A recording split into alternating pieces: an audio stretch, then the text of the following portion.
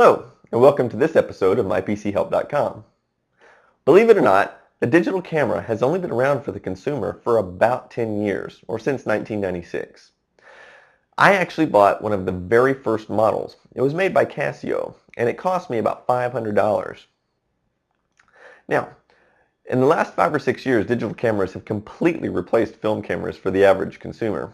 The amazing part is that anybody can go into Walmart and for near pocket change, under $20, buy a little digital camera that takes actually much better pictures than the $500 Casio I bought many years ago. But they're not all the same, and they all have their own Achilles heel. So that's one of the things we're going to do is we're going to go by and we're going to show you some of these cheap toy cameras and see what you think about them.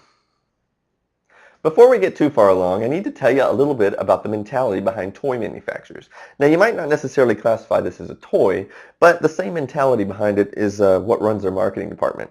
Now, basically, their marketing department cares about one thing, and that is you picking this toy up from the shelf of the store and checking out with it and going home. Now, unlike buying a laptop computer or a camcorder or something that's more expensive, they know there's not really going to be any back-end cost to them, and if you're not satisfied with the product, nothing bad's likely to happen to them. They're not going to have to take care of it.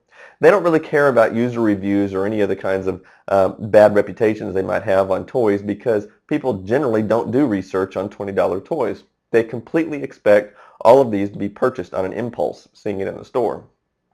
So that's one of the things we're going to do for you is we're going to give you a little idea about some of the big differences between these so that when you do go to the store and you see these on the shelf, you'll have an idea of which ones you do and don't want. First of all, in order to set your expectations, I wanted to give you a few ideas of what to expect on any camera that costs less than $30. Now, each of these have their own exceptions, but as a general rule, most of these cameras are going to use the inferior CMOS type image sensors rather than a CCD. They usually don't do nearly as good in low light situations. Most cameras are not going to have an LCD viewfinder. You're going to have to hold the camera up and look at it through the lens just like you would on an old style film camera. Now they will have an LCD screen, but it's typically just a numeric screen to show you, how many pictures you've taken and that kind of thing.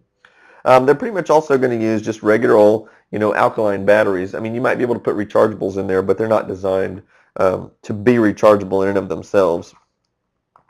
Another thing to expect is the lenses are typically just pinhole lenses. They don't have any advanced optics or zoom capability or anything like that, and it's pretty much just a fixed focal range. Also, pretty much expect them to have sub-megapixel type resolution. Most of them are going to be, VGA resolution, around 640 by 480. There's a few exceptions to that, but that's what most of them are.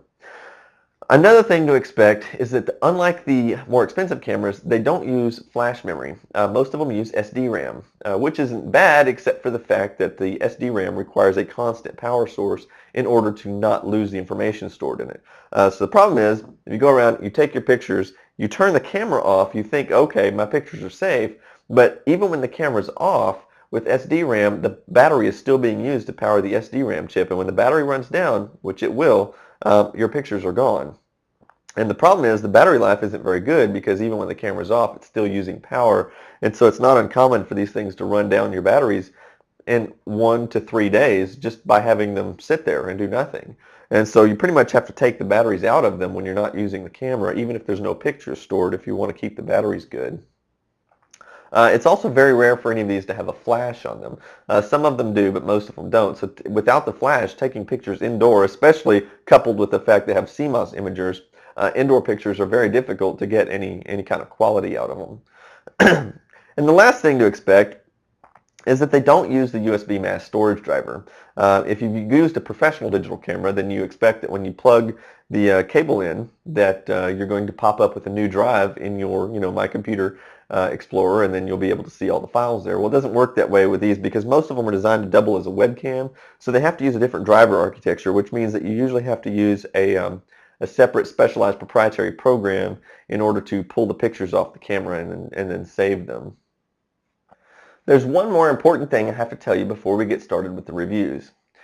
Even though we do record our videos in DVD quality, most of you are going to be watching these on the internet, especially places like Google and YouTube. You're going to be watching it in a much lower resolution, probably around 320 by 240 pixels. Which is a problem because even the cheapest toy cameras typically take pictures at least 640 by 480. So it's going to be very difficult for you to see the exact quality of a picture, at least from a resolution standpoint, by watching this video. But what we can show you is the color saturation, the focus and quality and stuff like that. We can also show you some of their video clips and what they look like with pretty decent accuracy.